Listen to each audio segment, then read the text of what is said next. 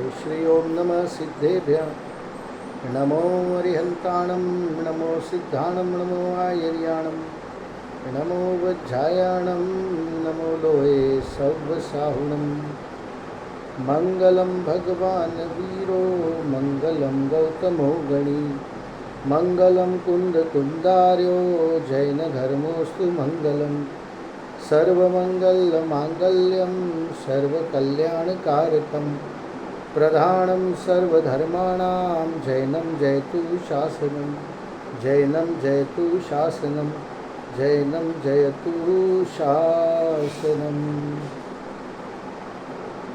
छत्र चूड़ामणि की वांछना हम लोग कर रहे हैं, आचार्य वादीब सिंह सूरी द्वारा विरचित।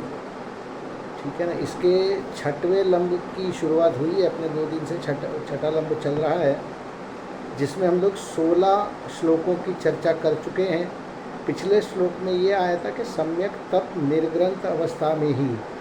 ये किस्सा ऐसा है कि जीवेंद्र कुमार वन में विचरण करते करते तपस्वियों के आश्रम में पहुँचे। वो लोग वहाँ पर पंचाग्नि तप रहे थे।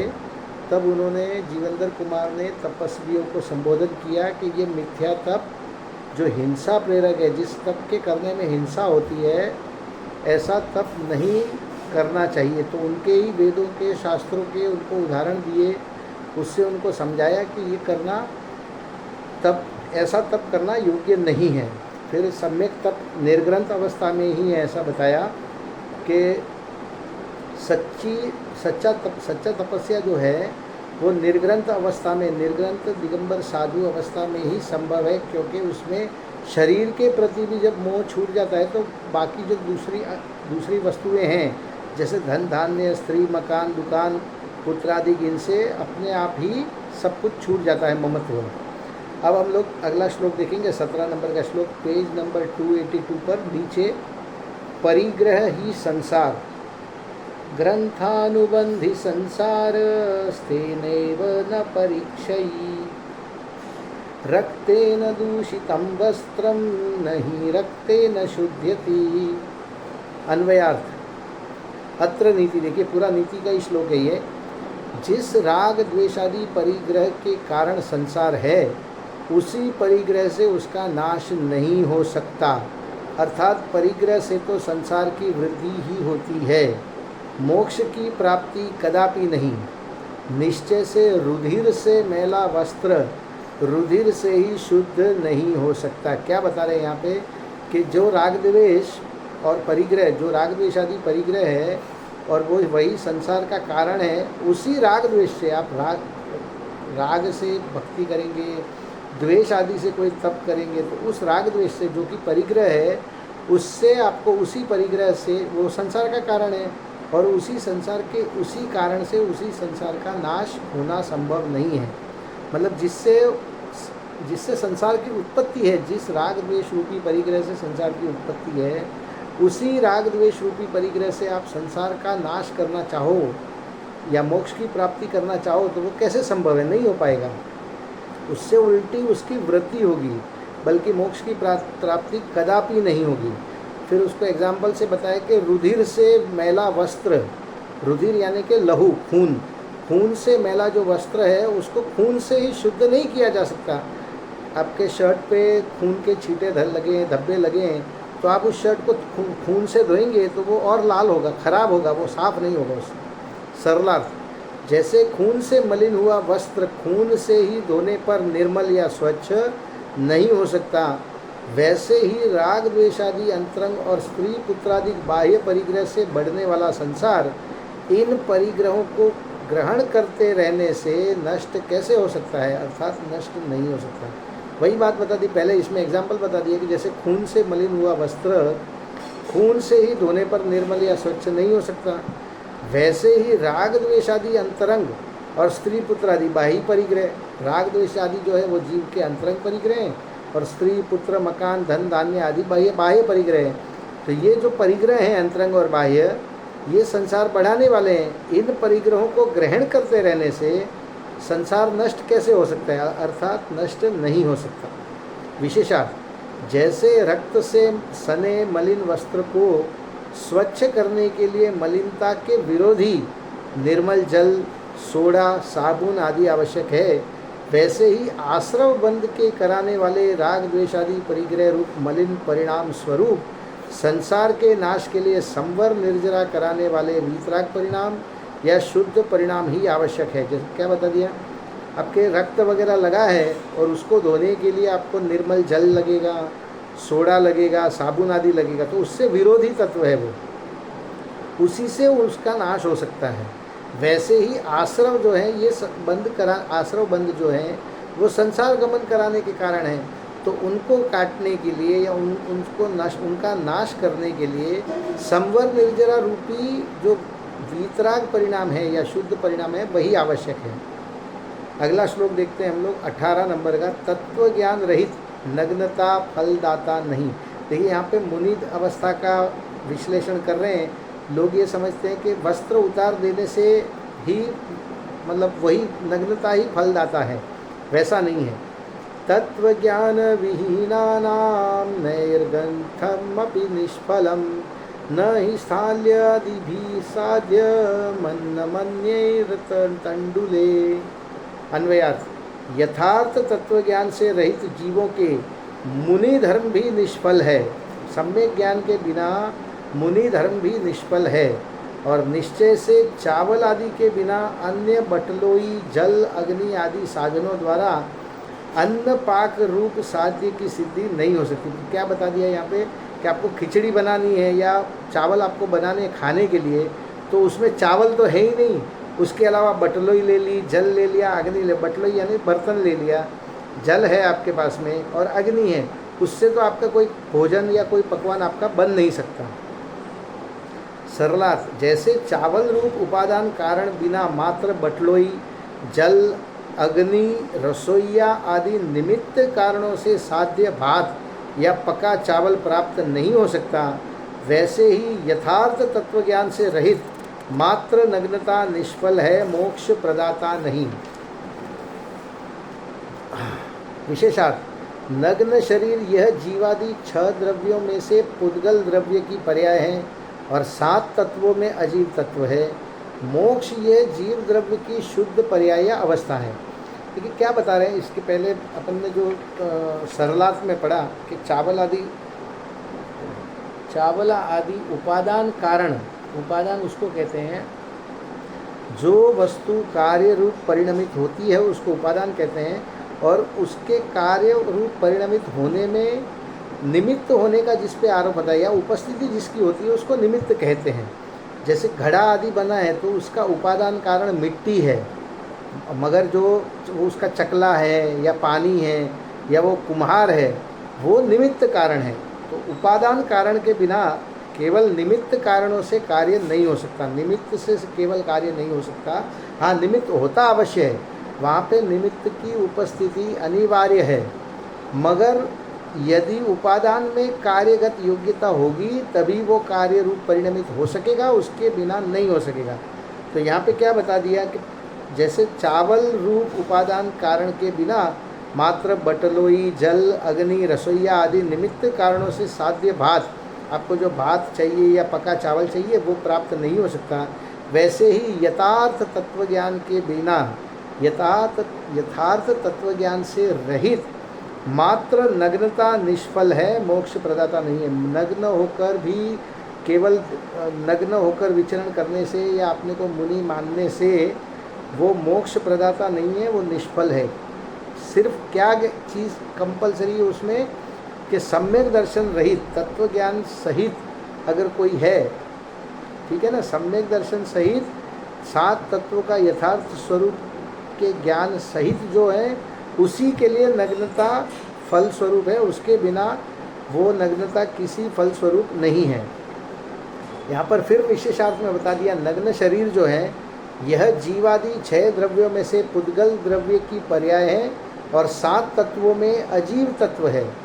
मोक्ष ये जीव द्रव्य की शुद्ध पर्याय अवस्था है, ठीक है ना। नग्न शरीर क्या है, ये शरीर तो जो है नग्न हो चाहे वस्त्र सहित हो, ये शरीर जो है ये जीवादि जो 6 द्रव्य हैं, जीव, अजीव, जीव, पुद्गल, धर्म, अधर्म, आकाश काल, इन 6 द्रव्यों में से एक द्रव्य है और उनकी पर्याय है, द्रव्य की पर्याय है, और 7 तत्वों में अजीव तत्व है। द्रव्यों में तो पुद्गल द्रव्य है और 7 तत्वों में अजीव तत्व है। मोक्ष ये जीव द्रव्य की शुद्ध पर्याय या शुद्ध अवस्था है। 7 तत्वों में अत्यंत सुखरूप मोक्ष तत्व है। अजीव तत्व अर्थात पुद्गल की पर्याय कारण हो और मोक्ष जीव द्रव्य की पर्याय रूप कार्य उत्पन्न हो, ये कैसे संभव है? अर्थात तत्व ज्ञान रहित मात्र शरीर की नग्नता व्यर्थ है। लेकिन यहाँ पे इसको एक्सप्लेन किया है कि क्यों तत्व ज्ञान रहित शरीर की मात्र नग्नता जो है वो व्यर्थ है। कि 7 तत्वों में अत्यंत सुख रूप मोक्ष तत्व है। 7 तत्वों में जीव, अजीव, आश्रव, बंध, संवर, निर्जरा, मोक्ष, इन 7 तत्वों में से सबसे अत्यंत सुख रूप जो है वो मोक्ष तत्व है। अब अजीव तत्व अर्थात पुद्गल की पर्याय कारण हो, कारण कौन हो? पुद्गल की पर्याय अजीव तत्व हो, और मोक्ष जीव द्रव्य की पर्याय रूप कार्य उत्पन्न हो। कार्य तो हो शरीर का, ठीक है ना, काम कर रहा है शरीर, और मोक्ष मिल जाए जीव को, ये किस तरह संभव है? हमारे एक पंडित जी हैं सुमत प्रकाश जी, वो कहते थे कि 2 गिलास में दूध भरा है, इस वाले गिलास में दूध है और ये वाला गिलास दोनों गिलासों में दूध भरा हुआ है, ठीक है। अब इस गिलास में आपने शक्कर डाली और चम्मच से इस वाले गिलास के दूध को घुमा रहे हो, तो ये कितनी देर में मीठा हो जाएगा?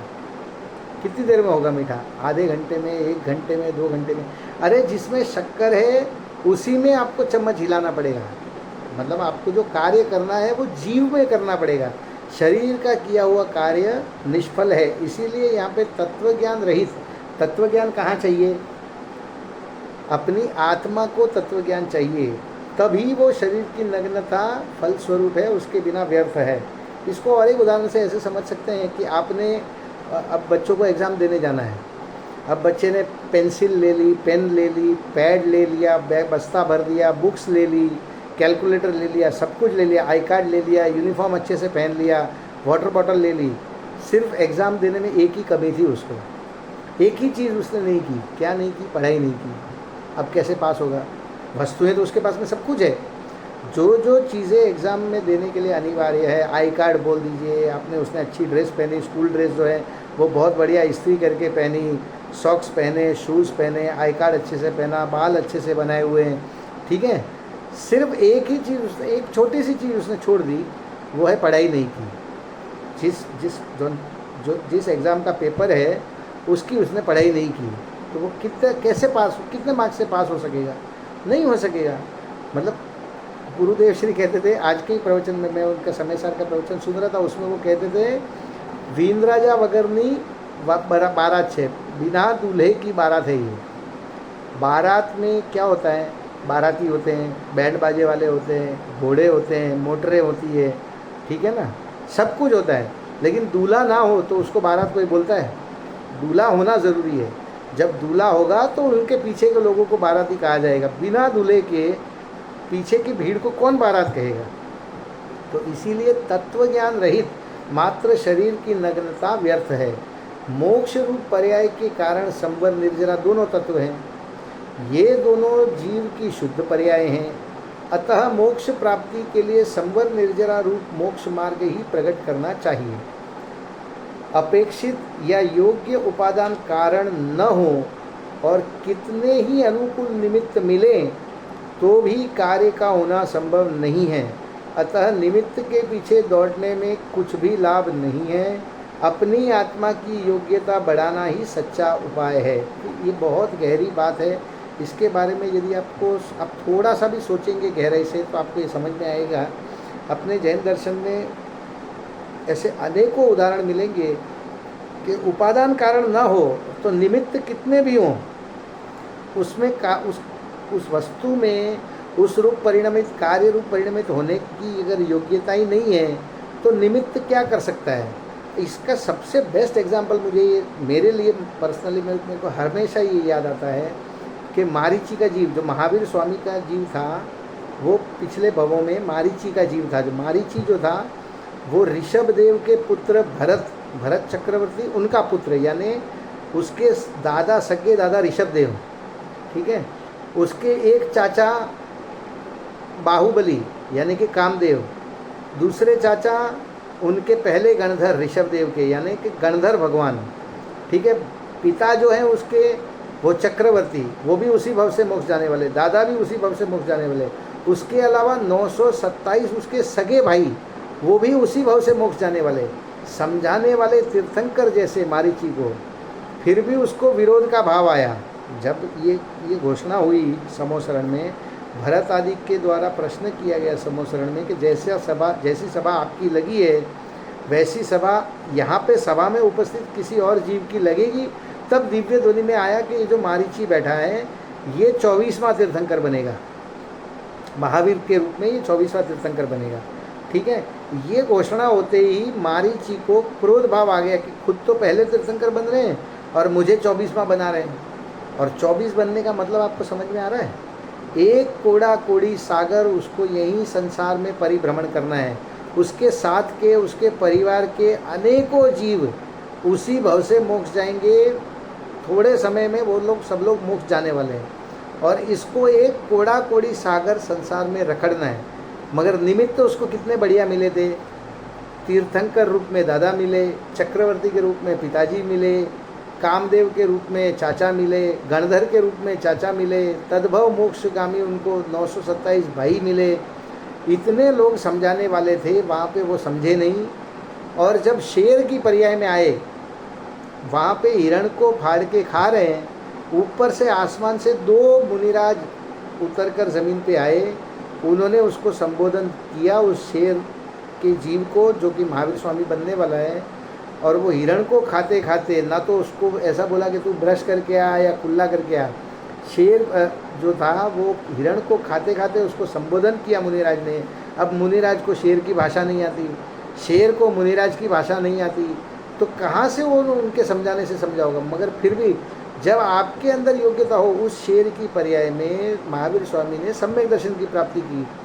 आपके अंदर योग्यता, आपका काल पक जाए, आपके अंदर योग्यता होगी तो आसमान से निमित्त उतर कर आएंगे। और अगर आपके अंदर योग्यता नहीं होगी, आपका काल नहीं पक्का होगा, तो आप समोसरण में बैठकर भी कोरे के कोरे निकलोगे। यहाँ पे ये बात बताना चाह रहे, क्या बताया? अपेक्षित या योग्य उपादान कारण न हो और कितने ही अनुकूल निमित्त मिले तो भी कार्य होना संभव नहीं है। अतः निमित्त के पीछे दौड़ने में कुछ भी लाभ नहीं है। अपनी आत्मा की योग्यता बढ़ाना ही सच्चा उपाय है। अपने हाथ में तो अपनी आत्मा की योग्यता बढ़ाना, अपने में कार्य करना, ये अपने हाथ में है, वही सच्चा उपाय है। निमित्त खोजते रहोगे, अरे मुझे तो सच्चे देवशास्त्र गुरु नहीं मिले, अरे मैं तो जहाँ रहता हूँ वहाँ पे तो जिन मंदिर नहीं है, अरे हमको तो कोई विद्वान का समागम नहीं होता, हमको तो शास्त्र पढ़ते हैं तो पढ़ नहीं सकते, हमको नींद आती है, ये सारे तो बहाने हैं। आप जो निमित्त खोजते रहोगे तो आपका कार्य कभी नहीं होगा। अपनी आत्मा की योग्यता बढ़ाओ और वही जो कारण है वही उसका सच्चा उपाय है।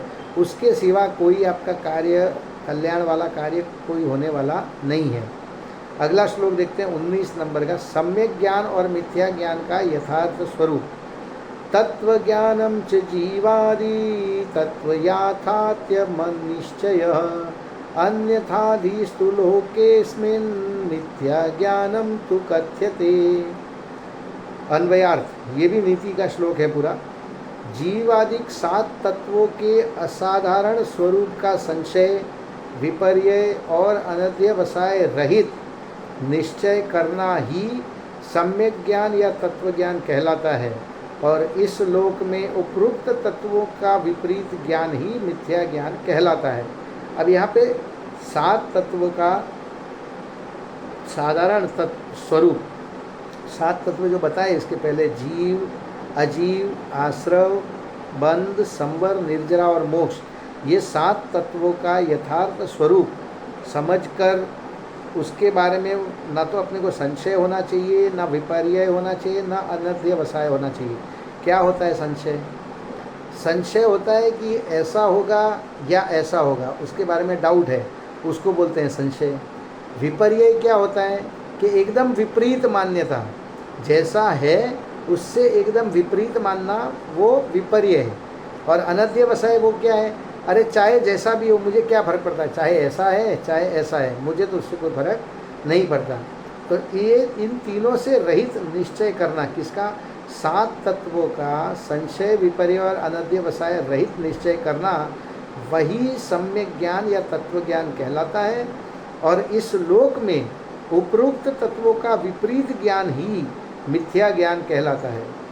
सरलार्थ, इस लोक में जीवादि 7 तत्वों का यथार्थ निर्णय करना ही सम्यक ज्ञान है, और इन्हीं 7 तत्वों का अयथार्थ निर्णय होना ही मिथ्या ज्ञान है। विशेषार्थ, प्रयोजनभूत कार्य की सिद्धि होने पर ही किया गया प्रयत्न सफल कहलाता है। जैसे धान के कूटने रूप परिश्रम चावलों की प्राप्ति होने पर ही सफल कहलाती है। हम धान को कूटते जाएं और चावलों की प्राप्ति न हो तो वो अपना प्रयास कैसे सफल कहलाएगा? सफल बिल्कुल नहीं कहलाएगा। हाँ, आप कूट रहे हैं और आपको चावलों की प्राप्ति हो रही है, तब वो जो आपकी क्रिया है या आपकी मेहनत है, आपका परिश्रम है, वो सफल तभी कहलाएगा। ये किस लिए बताया उदाहरण? कि प्रयोजनभूत कार्य की सिद्धि होने पर, अब क्या है प्रयोजनभूत कार्य? यहाँ पर अब पंचम काल में सम्यक दर्शन का प्रकट होना वो प्रयोजन है। जितना आपका सम्यक दर्शन सहित आपका आचरण उच्च कोटि का होगा, वही आपका प्रयोजन है। वास्तविक प्रयोजन तो एंड डेस्टिनेशन तो अपनी मोक्ष पर्याय है, मगर जब तक वो ना हो सके अपने को उस रास्ते में आगे बढ़ना है, और वही प्रयोजनभूत कार्य है। और उस कार्य की सिद्धि होने पर ही किया गया प्रयत्न सफल कहलाता है। उस कार्य की सिद्धि के लिए आप चाहे उपवास करो, तप करो, पूजा करो, तीर्थ यात्रा करो, जब तक वो प्रयोजनभूत कार्य की सिद्धि न हो तब तक वो जो प्रयास है वो विफल होगा। जिस दिन वो प्रयास सिद्ध हो जाएगा, क्या बोलते हैं, आपका प्रयोजन सिद्ध हो जाएगा, उसी दिन वो प्रयास सफल कहलाएगा। ज्ञानार्जन करने का फल हे उपादेय का परिज्ञान होना है, किंतु ज्ञानार्जन करने पर भी हे उपादेय का ज्ञान नहीं हुआ तो ज्ञानार्जन के लिए किया गया परिश्रम निष्फल है। ज्ञान अर्जन यानी ज्ञान की वृद्धि करने का फल हे और उपादेय का परिज्ञान होना। क्या वस्तु हे है, क्या वस्तु उपादेय? हे यानी छोड़ने योग्य, उपादेय यानी ग्रहण करने योग्य। तो इसका परिज्ञान होना वही ज्ञानार्जन करने का फल है। मगर यदि ज्ञानार्जन करने पर भी हे उपाधि का ज्ञान नहीं हुआ तो ज्ञानार्जन करने के लिए किया गया परिश्रम, उसके लिए आपने शास्त्र बाँचे, आपने गुरुओं का समागम किया, आपने विद्वानों का समागम किया, वो जो कार्य किया या वो जो परिश्रम किया ज्ञानार्जन का, यदि हे उपाधि का ज्ञान नहीं हुआ तो वो ज्ञानार्जन करने के लिए किया गया परिश्रम निष्फल है। इसी प्रकार तत्व ज्ञान करने पर उसका फल वीतराग या सच्चा सुख प्राप्त नहीं हुआ तो तत्वों का निर्णय करना ही निष्फल रहा। ठीक है ना? तत्व ज्ञान तो किया मगर उसका फल वीतरागता नहीं हुई। आपने तत्वों की चर्चा खूब सुनी, शरीर और आत्मा भिन्न है ये आपने खूब सुना, ठीक है, बहुत गहराई से आपने इसके बारे में विचार किया, सोचा, लेकिन उससे वीतरागता की वृद्धि ना हुई या सच्चा सुख आपको प्राप्त नहीं हुआ तो वो जो आपने उसके लिए प्रयास किया है तत्व ज्ञान पाने के लिए, वो प्रयास निष्फल है। अब इसमें आगे 7 तत्वों की सामान्य परिभाषाएं दी है, अपन पढ़ लेते हैं, अपने पास में है 5 मिनट, ये हो जाएगा पूरा। पहला जीव तत्व, ज्ञान दर्शन स्वभावी अर्थात ज्ञानानंद स्वभावी आत्मा को ही जीव तत्व कहते हैं। जीव तत्व किसे कहते हैं? ज्ञान दर्शन स्वभावी या ज्ञानानंद स्वभावी आत्मा को जीव तत्व कहते हैं। मैं जो हूँ मैं जीव तत्व हूँ।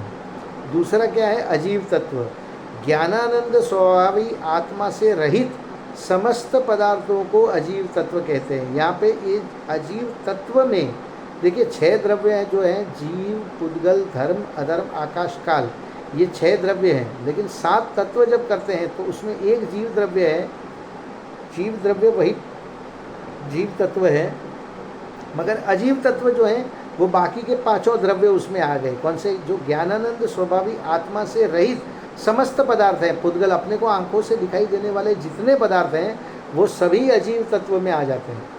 तीसरा आश्रव तत्व, आत्मा में उत्पन्न होने वाले मोह राग द्वेष रूप शुभाशुभ विकारी भावों को भावाश्रव कहते हैं, और उनके निमित्त से ज्ञानावरणादि द्रव्य कर्मों का स्वयं आना उसे द्रव्याश्रव कहते हैं। देखिए यहाँ पर बहुत गहरी बात कही है।